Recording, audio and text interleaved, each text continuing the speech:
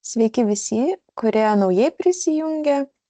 Tai šiandienos mokymų tema yra darbo grafikų formulės Softera Payroll modulyje.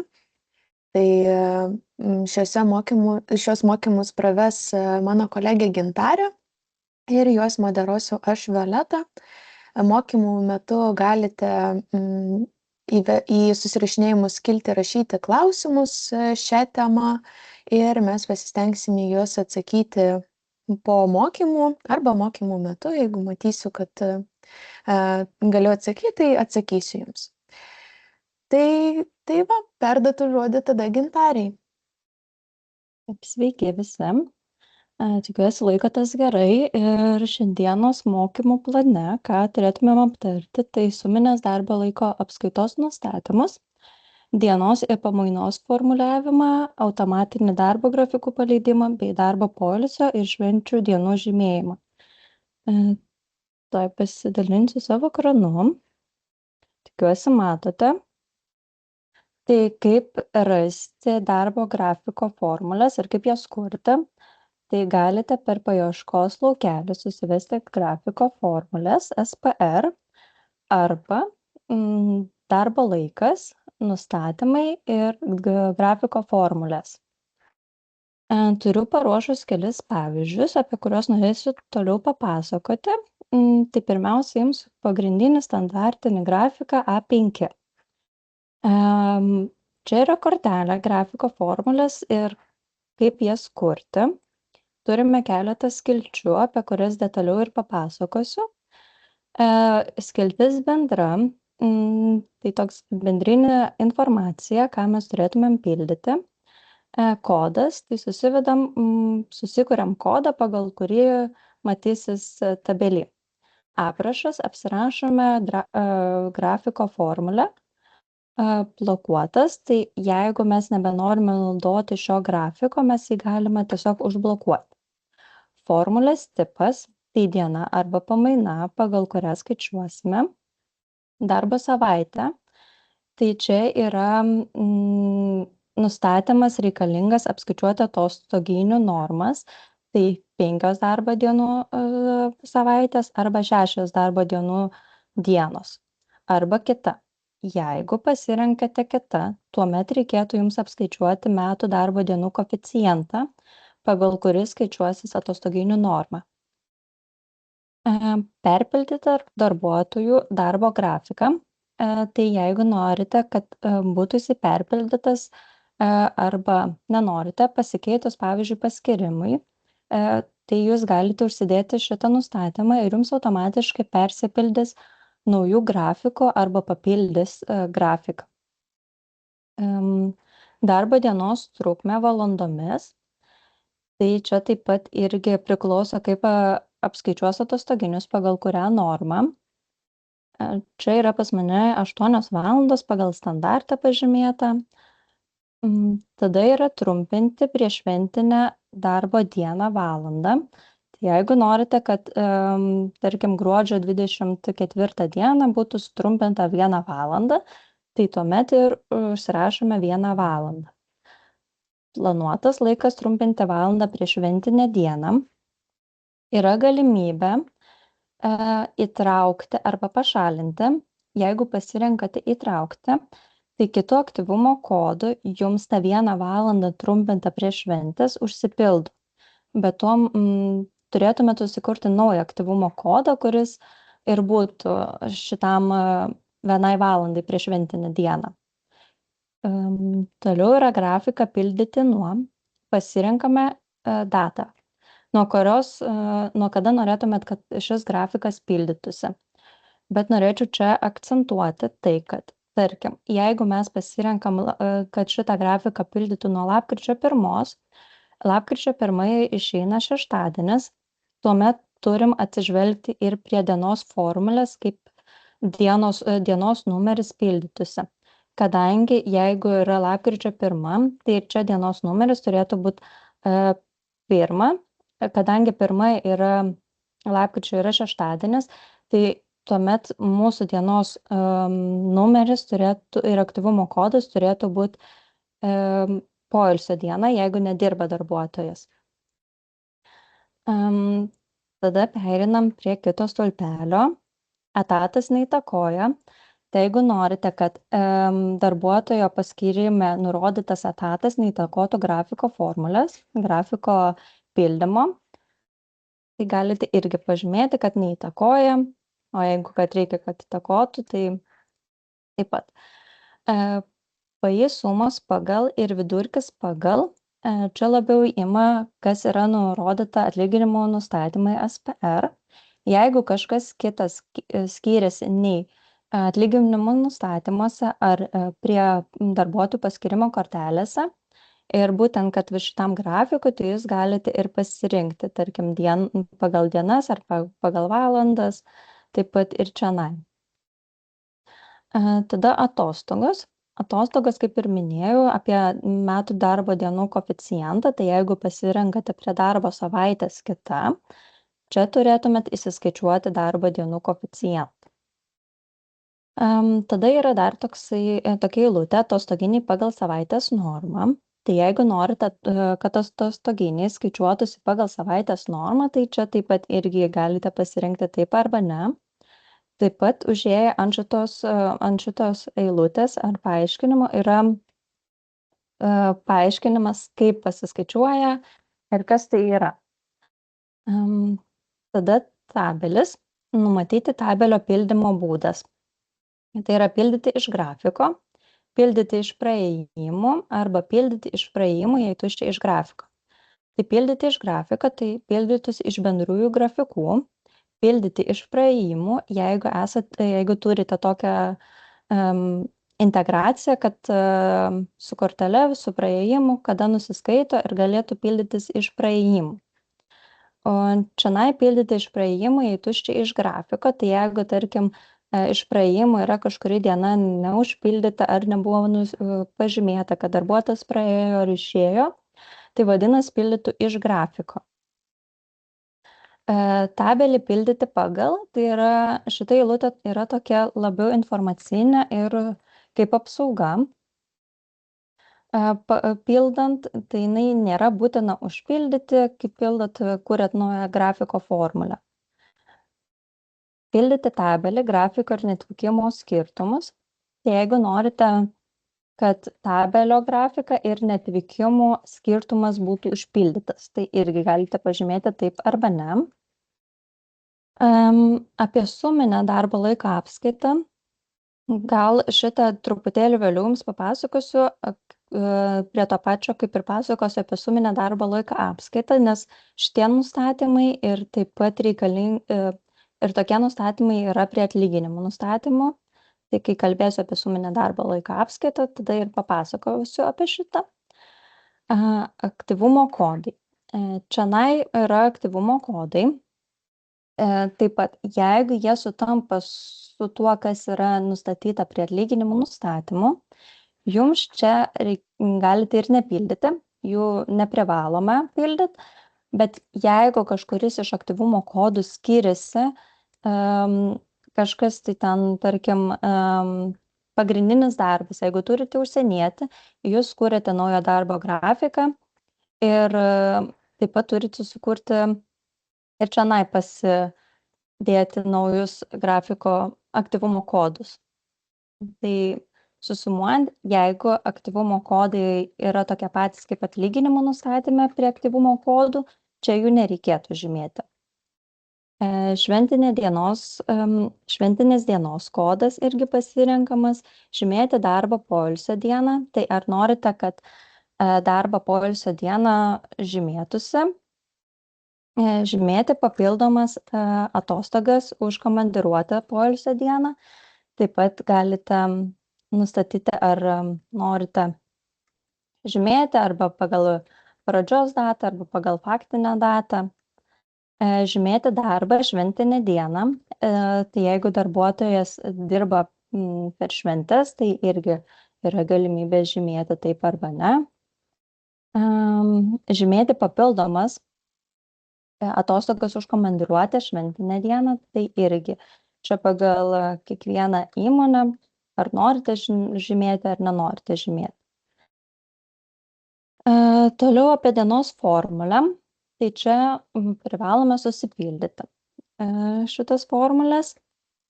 Dienos numeris, tai kaip ir minėjau prieš tai, prie grafiką pildyti nuo. Jeigu čia yra data, mums reikia atkreipti dėmesį pirmą mėnesio dieną, kada tai išeina, ar tai yra šeštadienis, ar sekmadienis, ar tai yra pirmadienis. Tai šiuo atveju, tarkim, yra, jeigu uždėtumėm datą, kad nuo lapkričio 1, tai čionai prie dienos normulės pirma diena yra mums nedarbo, būtų poilsio diena, tarkim, ir antra diena, nes lapkričio 2 yra taip pat poilsio diena. Tai čia irgi paraidyta būtų. Na ir tada taip užsipildo toliau. Darbas diena ir čionai irgi būtų darbas diena. Bet jeigu nededate datos prie grafiką pildyti nuo, tai čia nebūtina atkreipti dėmesio. Galite, tarkim, pirmas, tai pirmadienis, pirma darbo diena, tai būtų darbas diena. Ir čia nepamirštam irgi valandą supildyti prie darbas diena. Kur yra poilsio, tai mums valandų nereikia pildyti. Galima palikti tuščią eilutę. Tada yra autopildymo darbo eilių nustatymas. Tai galima pasileisti, kad mums automatiškai užpildytų grafiką. Tai jeigu pažymime čionai, kad autopildyti grafiką ir kiek mėnesių į priekį mes norime, kad mums užpildytų tą grafiką. Pas mane yra pažymėta, kad 2 mėnesius į priekį pildytų. Tada yra tabelio darbų eilė, tai ir jeigu mes naudojame standartinį ir ten nėra kažko tai ypatingo, tai irgi galime pasileisti, kad tabelį pildytų automatu. Kada mes norime, kad pildytų, tai už praeitą dieną mums pildys, tarkim, vakar man užpildė už mėnesį. Pildyti tabelio komandą, tai tik pildyti ar pildyti iš praėjimų. Kaip dabar į tą darbų eilę nusigauti, tai galite čionai ir likti prie grafiko formulės kortelės ir galime eiti čionai viršui darbų eilės ir jums iš karto išmes darbų eilę, kurią jums reikėtų pasirinkti, norint pildyti automatu. Tai va čionai, tarkim, ant būsenos paspaudžiam ir nustatyti būseną kaip paruoštą ir tada automatu jums pradės pildyti grafikus ir tabelius.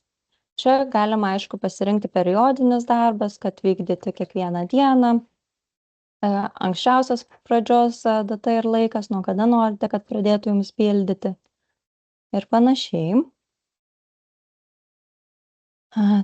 Taip, toliau turiu paruošus kitą pavyzdį, tarkim, dirba 1 valandą per savaitę.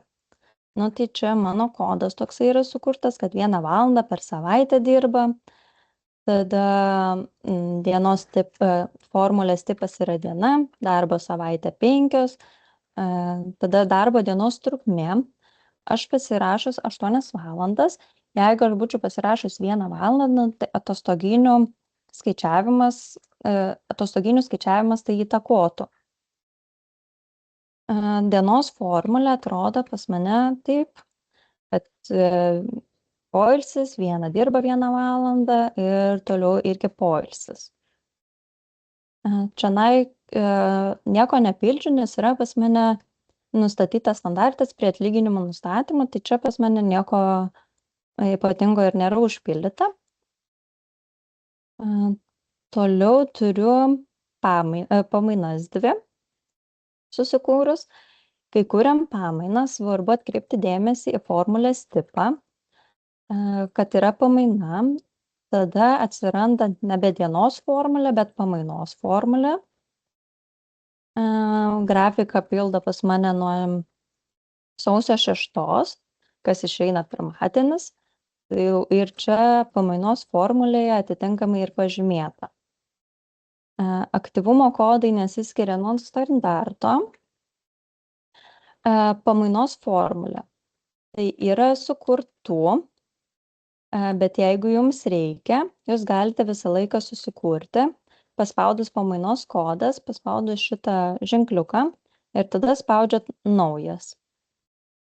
Ir čia tada kodas, pagal kurį žymėsis, galioja nuo aprašas, darbo pradžia, darbo pabaiga, pietų pertraukos ir darbo dienų valandomis ir darbo naktį valandomis. Pas mane pavyzdyje yra, kad 2 darbo dienas dirba. Pirmą darbo dieną dirba nuo 8 iki 5, pietų pertrauka nuo 12 iki 1, tada antrą dieną nuo 9 iki 6 valandų dirba ir iki pietų pertrauka tokia pati. Tada 2 laisvos ir vėl 3 dirba. Kita pamaina yra 10 valandų per dieną, 4 dienos per savaitę. Tai taip pat irgi pamaina. Darbo savaitė pas mane jau čia yra pažymėta kita ir kaip matote yra paskaičiuotas metų darbo dienų koeficientas. Pamainos formulė atrodo šitaip, nuo 7 iki 6. Tiesiog 4 dienas per savaitę, 3 laisvas.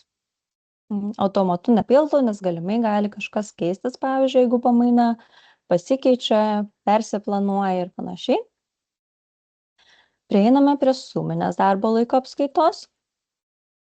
Tai irgi kodas suminė, tada aprašas, kad yra suminė darbo laiko apskaita. Pamaina pas mane šiuo atveju nustatyta, darbo savaitė irgi kita, metų darbo dienų koeficientas. Ir prieiname prie nustatymų, kurie reikalingi suminiai darbo laiko apskaitai. Tai turėtumėt pažymėti, nuo kada prasideda suminė darbo laiko apskaita. Tada koks periodas, tai kiek laiko skaičiuosis darbo suminė apskaita, tai pas mane yra 3 mėnesiai.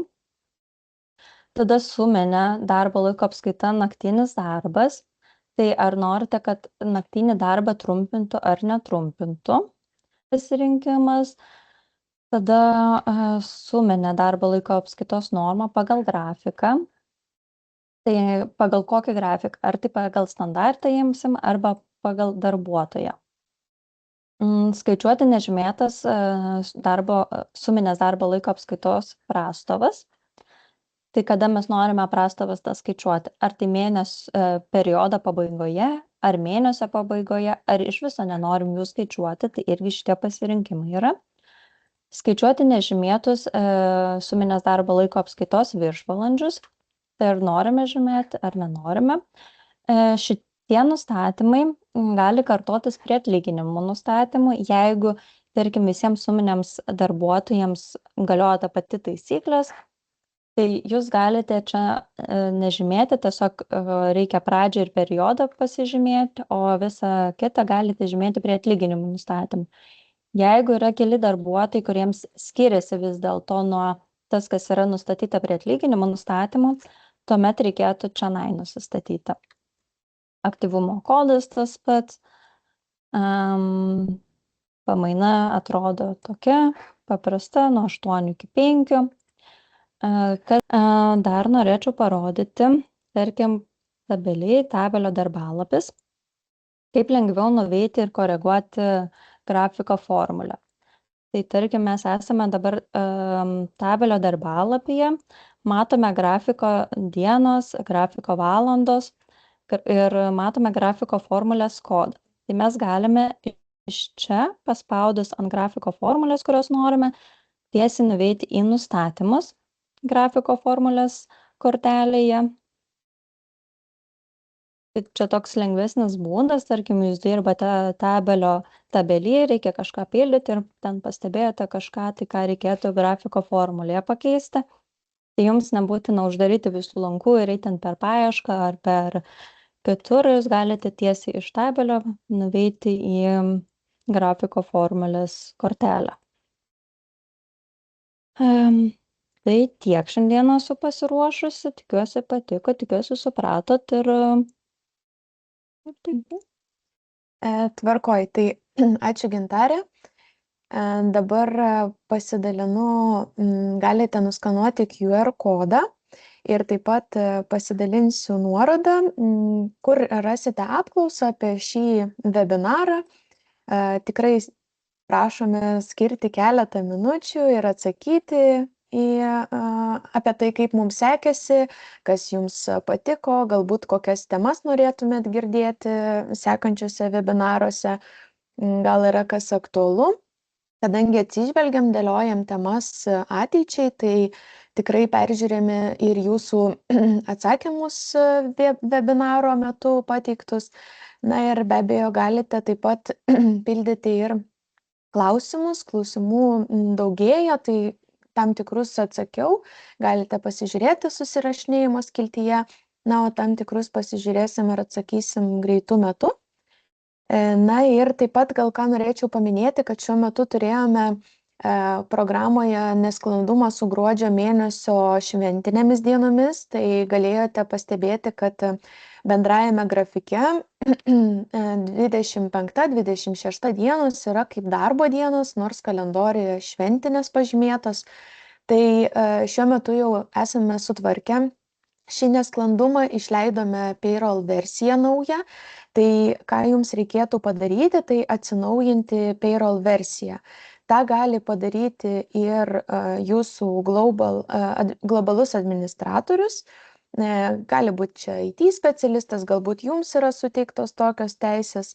Na, o jeigu norite pasižiūrėti, kaip atnaujinti payroll versiją, tai dabar susirašinėjimo skiltyje taip pat įkėliau instrukciją, kur atsidarius rasite ir vaizdo įrašą, kuriame parodome, kaip atnaujinti payroll versiją, ir taip pat ir aprašymą, jeigu norėtumėt žingsnis po žingsnio sužinoti.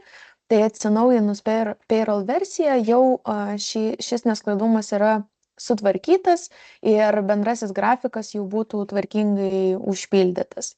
Tai tikrai rekomenduojam ir prašome, kad atsinaujintumėt versiją ir tuomet toliau galite sklandžiai darbuotis. Tai matau, kad pildote anketas, tai tikrai, kas dar nenusiskanavo QR kodo ar nepaspaudė nuorodas, tai tikrai siūlau tai padaryti, kad ir mums būtų atgalinis ryšys, kad suprastume, kas jums aktualu ir ką pasiruošti kitiems kartams. Na ir taip pat tikriausiai jau matėte, tie, kas turi Business Central SaaS aplinkoje, tai matėte tų Notify pranešimą greičiausiai apie tai, kad planuojami pakeitimai nuo 26 metų ir mes juos programuojame, dirbame prie jų ir gruodžio ir rekomenduojame jums po gruodžio 18 dienos, nes bus išleista ir vėlgi nauja payroll versija būtent dėl šitų pakeitimų naujų nuo sausio 1, kurie įsigalioja.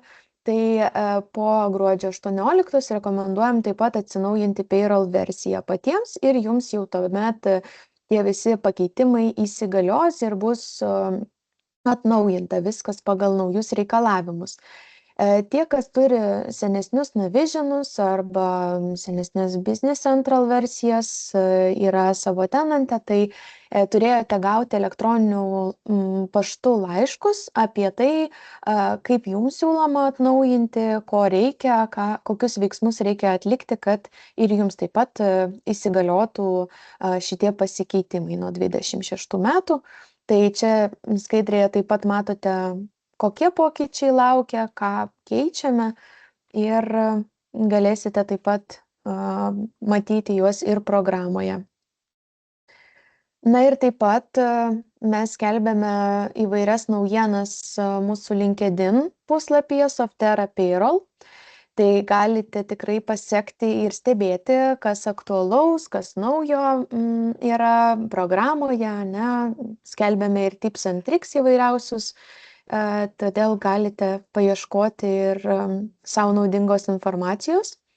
Taip pat visą laiką rekomenduojam lankytis mūsų instrukcijų puslapį, nes ir dabar irgi susirašinėjimuose mačiau tokius klausimus, kurių atsakymai yra instrukcijų puslapį, tai tikrai siūlom pasižiūrėti, paieškoti, per paiešką galite įvesti tam tikrą sakinio dalį arba žodžio dalį, kurios ieškote ir pagal tą raktažodį paieškos jums arba dažniausiai užduodamų klausimų skiltyje ir bendrai visam instrukcijų puslapį. Tai tikrai rasite tiek vaizdinės, tiek rašytinės instrukcijas. Na ir be abejo, kviečiame jungtis ir prie mūsų webinaro. Kas mėnesį turime Softera Payroll webinarą jums aktualiomis temomis, pagal tai, kas buvo pasiūlyta, susidėliojom ir laukia ir gruodžio mėnesio webinaras ir toliau taip pat esam susiplanavę, tai galite registruotis į webinarus ir nepraleisite aktualiausias naujienas ar informaciją. Na ir laikas jūsų klausimams. Tai mačiau, kad klausimų yra nemažai. Gal pradėsiu nuo aukščiausio klausimų. Tai tam tikrus, kuriuos atsakiau, tai galite pasižiūrėti susirašinėjimuose, kiti, kam aktualu. Dabar dar likęs klausimas neatsakytas, darbuotojas pereina iš 8 valandų grafiko dirbti 4 valandas į dieną, ar geriau pasirinkti naują grafiką, ar pakeisti 0,5 etato prie paskirimų.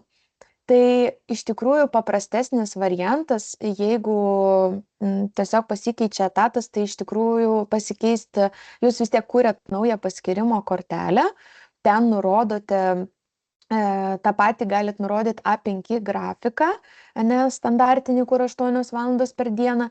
Ir kaip ir rodė Gintarė, svarbu, kad nebūtų pažymėta etatas neįtakoja.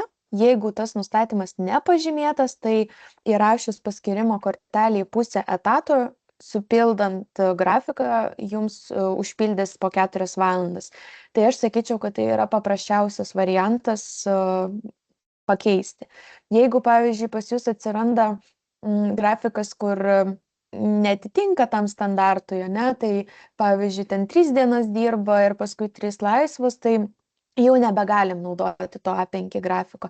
Bet jeigu tik etatas keičiasi, tas pats yra 0,25, 0,75 etato, jūs galite tiesiog naujo paskirimo kortelį nurodyti etatą ir pasirinkti A5 grafiką. Tai toks, manau, paprastesnis būdas būtų. Taip, toliau čia tam tikrus atsakiau.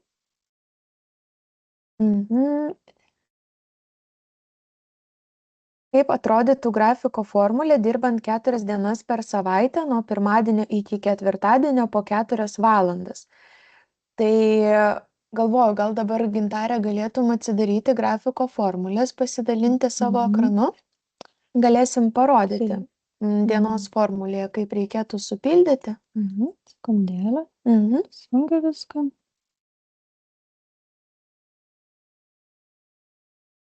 Taip, jei susikuriame naują kodą, tai būtų 4 valandos, 4 dirbtų 4 dienas per savaitę, pirmadienį, ketvirtadienį po 4 valandas. Tai čia iš tikrųjų tas kodas, kaip jūs norite, nenurodot, gal svarbiausias dalykas tai būtų dienos formulė. Tai jeigu išeitum iš grafiko formulės kortelės ir vėl per naują atsidarytum, atsirastų.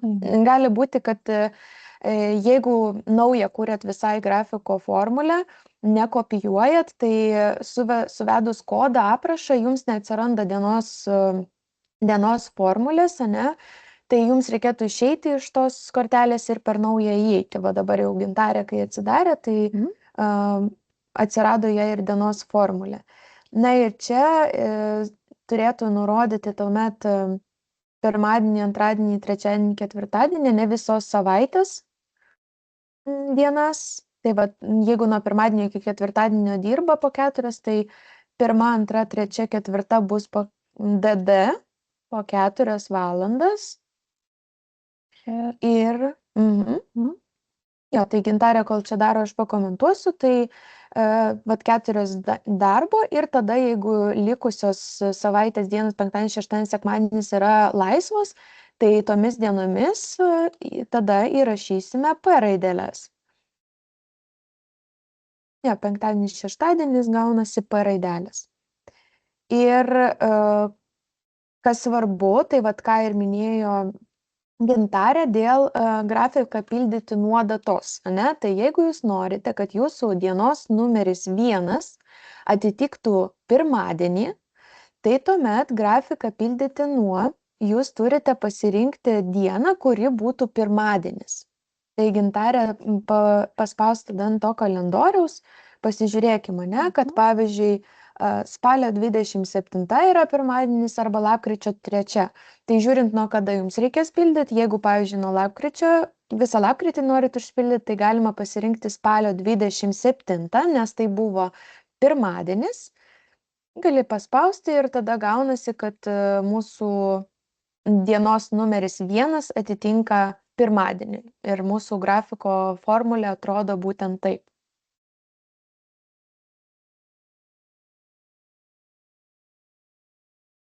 Tada toliau klausimas, laba diena, kokius nustatymus reikia pasiruošti, kad skaičiuotų jau 26 metų, nes pildau neatvykimų įrašus, tačiau nerodo to tabelį ir neskaičiuoja darbo dienų skaičius. Ačiū. Dabar įdomu, čia ar jūs jau skaičiuoja 26 metus, bandot pildyti, reikėtų pasitikrinti, ar kalendorius pas jūs yra užpildytas, nes jeigu dar nenaujinot versijos, dar nėra išleista, ne, kad kalendorius užsipildytų, tai reikėtų pasitikrinti kalendorių, ar užpildytas yra, tada jeigu kalendorius užpildytas, ar bendrieji grafikai užpildyti, ne, tai tokius pirminius dalykus, ką reikėtų pasitikrinti. Jeigu norite, kad pasižiūrėtume detaliau, nes čia toks individualus, sakyčiau, klausimas, bendrai pasitikrinkite vat tuos dalykus. Kalendorius bendrasis grafikas, darbuotojo grafikas, ar yra užpildyti, ir tada neatvykimuose pas jūs turėtų rodyti darbo dienas prie atostogų. Tai jeigu ką, jeigu neišsispręs, tai tikrai galite sukurti Jira užklausą. Taip, Lina irgi rašė, kad reikia pagalbos skaičiuojant atostoginius, kai dirbo 5 dienas, pirmadienį, ketvirtadienį po 2 valandas. Tai taip pat mačiau, kad aktualu buvo ir Sabinai. Aš užsirašiau jūsų šitos klausimus, tai po susitikimo, po mokymų dar parašysiu elektroniniu paštu. Ką gal norėčiau paminėti, kad ir visi irgi suprastume, tai atlyginimų nustatymuose gal galėtum atidaryti. Prie laiko yra nustatymai, prie laiko modulio yra neatvykimas skyrelis. Taip, čia ir yra 2 pirmi pasirinkimai, tai yra neatvykimo laikas pagal grafiką valandomis ir neatvykimo laikas pagal grafiką mėnesiais, ane? Tai šitie nustatymai parodo, pagal kokį grafiką jums naudojasi neatvykimas, atostogos reiškia, ane? Tai jeigu tai yra pagal darbuotojo grafiką, tai žiūri tada darbuotojo, jeigu pagal standartinį, tai žiūri bendrųjų grafikų darbalapį. Ir pagal tai naudojasi ir atostogos. Ir atostoginiai skaičiuojasi jau tada pagal tai, kaip yra irgi nustatyta. Tai reikėtų pasižiūrėti galbūt pas jūs, kaip pas jūs nustatyta būtent dėl atostoginių skaičiavimo, ir aš tada galėsiu irgi atsakyti jums. Taip, toliau. Ar yra 26 metų kalendorius? Tai taip, jūs galite susikurti tą kalendorių. Tai galėtumėt padaryti per... Galiu parodyti. Jo, gali Gintarė parodyti. Per paiešką kalendorius įsivedama kalendorius SPR. Tada kurti kalendorių. Čia susivedame datą 26.01.01 ir iki 26.12.31. Ir tada spaudžiate gerai ir tada jums susikuria naujas kalendorius 26 metų. Ir dar gal parodyk darbų eilę galima nustatyti, kad pavyzdžiui kiekvienais metais jums nereikėtų kurti to kalendoriaus, tai yra darbų eilės įrašai. Ir ten galite rasti kalendoriaus darbų eilę. Va čia ir yra kurti kalendorių SPR. Pas mane dabar yra sulaikytas. Bet nustatyti būseną kaip paruoštą, tada pradės pildyti kalendorius automatiškai. Taip, tai čia tiesiog automatizuotas variantas, kaip galite tada nusistatyti, kad jums tas kalendorius užsipildytų, susikurtų, jums nereikia tada eiti ir kurti kalendoriaus.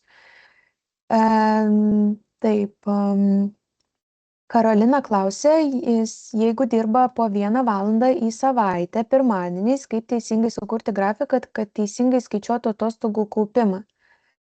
Tai grafiką sukurti lygiai taip pat, kaip rodėm dienos formulėje, ne pirmadienį nustatyti ir 1 valandą įrašyti, o kad skaičiuotų kaupimą, tai priklauso, kaip jūs norite, kad kauptųsi, kaip kaupėsi atostogos. Jeigu kalendorinėmis dienomis, tai paskyrimo kortelėje reikia nurodyti 28 kalendorinės dienas prie atostogų schemos ir tada grafiko formulėje darbo savaitę pasirenkate kitą ir nurodot metų darbo dienų skaičiaus koeficientą.